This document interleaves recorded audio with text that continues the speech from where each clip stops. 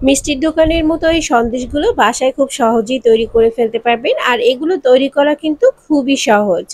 আর একটু কেটে দেখাচ্ছি এটা কতটা সুন্দর। আপনার পছন্দের মতো কালার দিয়ে এগুলো তৈরি করে ফেলতে পারবেন, খেতে কিন্তু দারুণ মজা। আজকে কিভাবে সন্দেশ তৈরি করেছি, কি কি উপকরণ লেগেছে সব থাকছে আজকের রেসিপিতে। চলে যাচ্ছি মূল রেসিপিতে। আমার কাছে আগে শিরা ছিল, আমি সেটার ভিতরেই সন্দেশ তৈরি করে নিব। শিরা তৈরি করার জন্য আপনারা এখানে 2 কাপ পানির ভিতর 2 কাপ চিনি দিয়ে শিরাটা একটু ঘন করে তৈরি করে নেবেন। আমি এখানে হাফ কাপ দুধ দিয়ে দিয়েছি, এখন আর 1 কাপ দুধ দিয়ে দিচ্ছি, মানে মোট 1 কাপ গুঁড়ো দুধ আমি এখানে দিয়ে দিচ্ছি। আর গুঁড়ো দুধটা দিয়ে সাথে সাথে একটু নেড়ে চেড়ে মিশিয়ে নিতে হবে, না হলে কিন্তু দলা পেকে যেতে চাইবে, সেদিকটা একটু খেয়াল রাখতে হবে। এ পর্যায়ে আমি ময়দা দিয়ে দিচ্ছি হাফ কাপের মতো। 1 কাপ গুঁড়ো দুধ দিলে হাফ কাপ ময়দা ইউজ করতে হবে, সেক্ষেত্রে 2 কাপ গুঁড়ো দুধ যদি আপনি ইউজ করেন তাহলে 1 কাপ ময়দা দিবেন। এভাবে তৈরি করে নেবেন। আজকে আমি অল্প করে তৈরি করছি, তাই এখানে 1 কাপ দুধে হাফ কাপ ময়দা দিয়ে তৈরি করে নিচ্ছি। যদি পরিমাণটা আপনারা একটু বেশি তৈরি করতে চান সেক্ষেত্রে গুঁড়া দুধটা বাড়িয়ে নেবেন, ময়দার পরিমাণটা একটু বাড়িয়ে নেবেন। এ পর্যায়ে এরকম একটা লুক চলে এসেছে। চুলার আঁচটা লোতে রেখে তারপর তৈরি করে নিতে হবে। এরকম আস্তে আস্তে ঘনত্বটা বেড়ে যাবে। এ পর্যায়ে আমি ঘি দিয়ে দিব।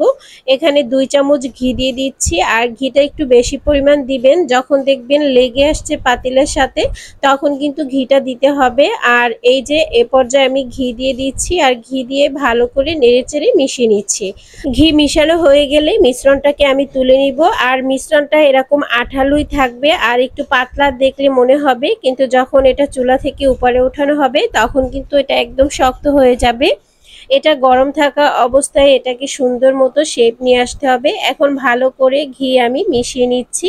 আর চুলার আঁচটা এ পর্যায়ে কিন্তু বন্ধ করে দিতে হবে, না হলে কিন্তু পাতিলের তলায় লেগে যাবে, ভালো হবে না। তুলে নিচ্ছি।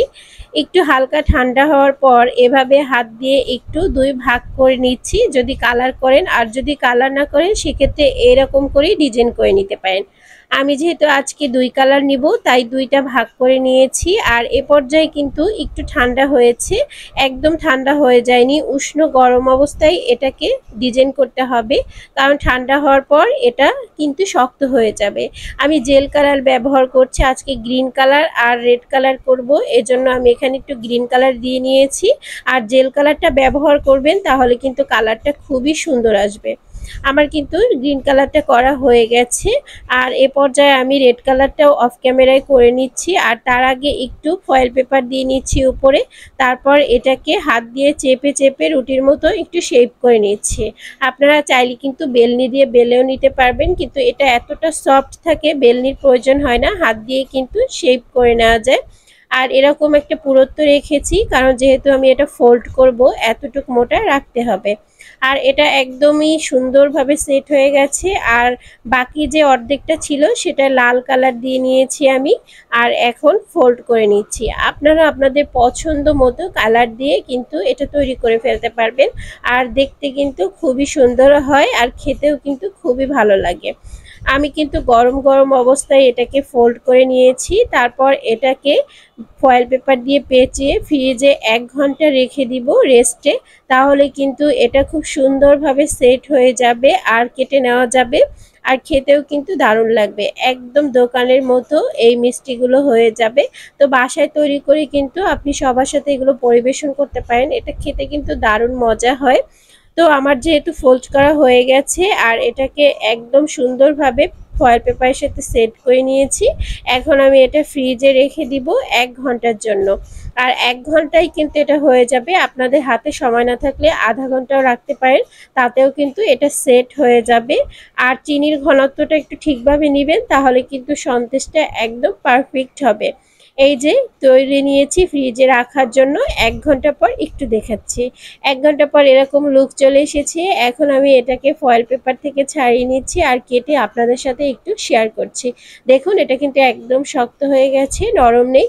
আর কাটা যাচ্ছে, একদম সুন্দরভাবে একটা ডিজাইন হয়ে গেছে। আপনারা আপনাদের পছন্দ মতো করে নিতে পারেন। তো কেমন লেগেছে আজকের রেসিপি অবশ্যই কমেন্ট সেকশনে জানাবেন। ভালো লাগলে লাইক শেয়ার কমেন্ট করবেন। যারা ফেসবুক থেকে দেখছেন পেজটি ফলো দিয়ে রাখতে পারেন, ইউটিউব থেকে দেখলে চ্যানেলটি সাবস্ক্রাইব করতে পারেন। কাছ থেকে একটু দেখাচ্ছি এটার লুকটা কেমন এসেছে। তো আজকের রেসিপি এই পর্যন্তই। নেক্সট রেসিপি দেখার আমন্ত্রণ জানিয়ে আল্লাহ হাফেজ।